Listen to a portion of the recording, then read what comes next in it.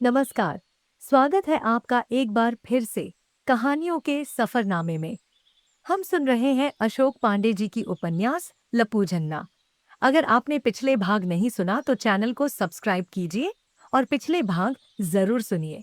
तो चलिए सफर को आगे बढ़ाते हैं और सुनते हैं लपू झन्ना भाग 12। दढ़ी का क्षेत्रफल, परशुराम और मां बदौतल। हरे मोहन बंसल मां साहब हमारे गणित के गुरुजी थे। स्कूल के गेट से कोई 20 मीटर दूर उनकी परचूने की दुकान थी। दुकान पर उनके वयोवृद्ध पिताजी बैठते थे, जिन्हें गालियां बकने में पीएचडी की डिग्री हासिल थी।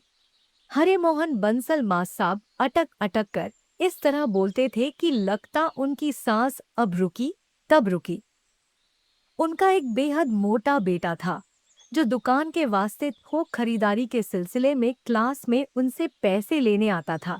मां साहब उसके साथ हमेशा बड़ी हिकारत से पेश आते और उसे एक एक नोट गिनकर थमाते। अपनी धारीदार पाजामा नुमा पतलून की जेब में हाथ डाले डोलता हुआ वह मुंह झुकाए सुनता रहता। उसका आना हमारे लिए छोटा मोटा इंटरवल बन जाता, क्योंकि मां साहब के हाथ से नोट लेकर वह देर तक सवालिया निगाहों से उन्हें देखता रहता। फूं फूं करते मां साहब तनिक आग बबूला होकर उसे क्लास से बाहर सड़क पर ले जाते और समझ में न आने वाली अपनी जुबान में उसे हिसाब समझाते।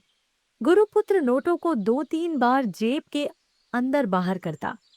15-20 मिनट चलने वाले इस कार्यक्रम के दौरान लाल सिंह हमें मां साहब की दुकान की अद्भुत कथाएं सुनाया करता। खुराफाती लोग दुकान में जाकर मां साहब के पिताजी को खूब सारे सामान की लिस्ट लिखवाते। सामान तौला जाना शुरू होता तो वे कहते, 2 रुपए की लाल मूंग की टाटरी भी डाल दियो लाला। इस अबूझ पदार्थ का नाम लेते ही दुकान में बुढ़ू का पारा चढ़ जाता और वे लाठी करछुल तराजू बाट उठाकर गालियां बकना शुरू कर देते। खी खी करती नकली ग्राहकों की टोली जान बचाकर भागती।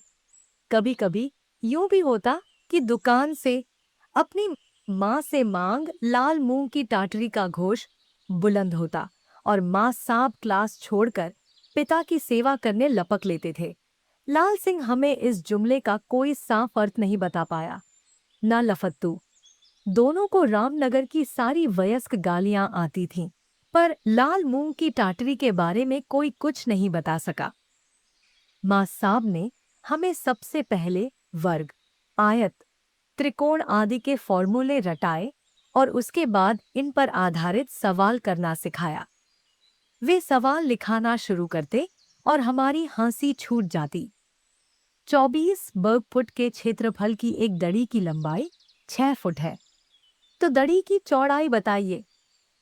दड़ी को दड़ी कहने के कारण उन्हें दड़ी मां साहब के नाम से जाना जाता था।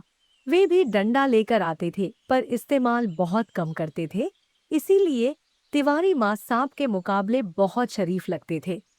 डंडे का इस्तेमाल करने की नौबत गणित की किताब से सवाल लिखाते ही आई। इसमें दड़ी के बदले खस की टट्टी की लंबाई चौड़ाई के बाबत सवालात थे। मां साहब के मुखारविंद से इस द्विअर्थी टट्टी शब्द का निकलना, हमारा हंसते हुए दोहरा होना और डंडे पड़ते ही तिहरा होना एक साथ घटा। थ्योरी मां साहब और दुर्गा दत्त मां साहब के अलावा गाली बकने का काम आधिकारिक रूप से एक और मां साहब के पास था। इन मां साहब को कभी कुछ पढ़ाते हमने कभी नहीं देखा। स्कूल परिसर में आवारा टहल रहे बच्चों के साथ पिता और जीजा का मौखिक रिश्ता बनाते रहने वाले ये मां साहब भी रिश्ते में प्रिंसिपल साहब के मामा और दुर्गा दत्त मां साहब के चचेरे ममेरे भाई थे। 15 अगस्त को उन्होंने हारमोनियम लेकर दे दी हमें आज़ादी, बिना खड़ग बिना ढाल, और इंसाफ की डगर पे बच्चों दिखाओ चलके वाले गीत गाकर सुनाए।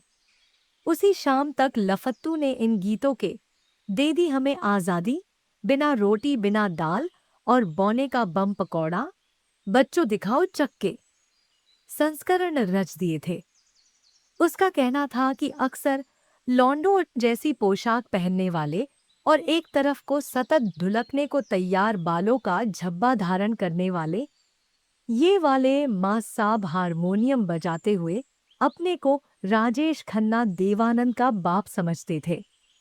दुर्गा दत्त माँ साहब का भाई होने के कारण उन्हें मुर्गा दत्त माँ साहब की उपाधि प्रदत्त की गई थी। मुर्गा दत्त माँ साहब रामलीला में परशुराम का रोल खेलते थे। रामनगर की पैंठ पड़ाव में लगे विशाल शामियाने में रामलीला देखना कला जगत से मेरा पहला गंभीर साक्षात्कार था। हम मोहल्ले के बच्चे रात को किसी एक बड़े के निर्देशन में वहां पहुंचकर आगे की दरियों पर अपनी जगहें बना लेते।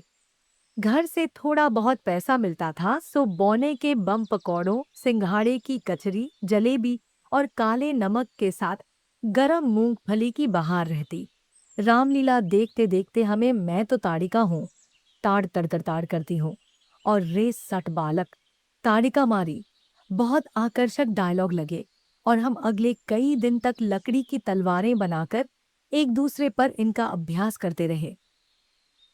दिवाली की छुट्टियों के दिनों हम ढाबों की छत पर रामलीला वाला खेल खेलते थे। बंटू परशुराम बनता था और साईं बाबा का छोटा भाई सत्तू अंगद।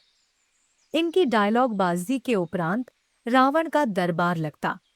एक पिच के कनस्तर पर जांग चढ़ाए बैठा रावण बना लफत्तू बड़ी अदा से कहता था, नाचने वाली को पेट किया दाए। एकाध उपस्थित लड़कियां थोड़ा झेप और नानुकर के बाद नाचने वाली के रोल के लिए खुद को तैयार करने लगती। केवल पुरुषों के लिए वाले रामलीला संस्करण में अभिनेता कम होने की सूरत में बंटू और सत्तू नाचने वालियों की भूमिकाओं के लिए खुशी खुशी तैयार हो जाते। वे ठुमके लगा रहे होते और प्लास्टिक के एक पुराने टूटे मग में हवा रूपी शराब भरे रावण का मंत्री बना मैं तत्पर खड़ा रहता। पहले लफत्तू मुगले आजम से सीखा हुआ एक संवाद फेंकता, माँ बदौतल अब आलाम करेंगे। इसके बाद वह जांघों को बदलकर हाथ से नृत्य चालू करने का इशारा करके मुझे आंख मारता और आदेश देता, मंतली मदला लाओ। तो ये थी लपू झन्ना की 12वीं कड़ी, जहां दड़ी माँ साहब की गणित, माँ साहब के पिता की गालियां और लफत्तू का रामलीला वाला रावण रूप हमें खूब हंसी दे गया। अगर आपको यह भाग पसंद आया हो तो वीडियो को लाइक करें, दोस्तों के साथ शेयर करें और चैनल को सब्सक्राइब जरूर करें। अगली कड़ी में फिर मिलेंगे और भी मजेदार किस्सों के साथ। धन्यवाद।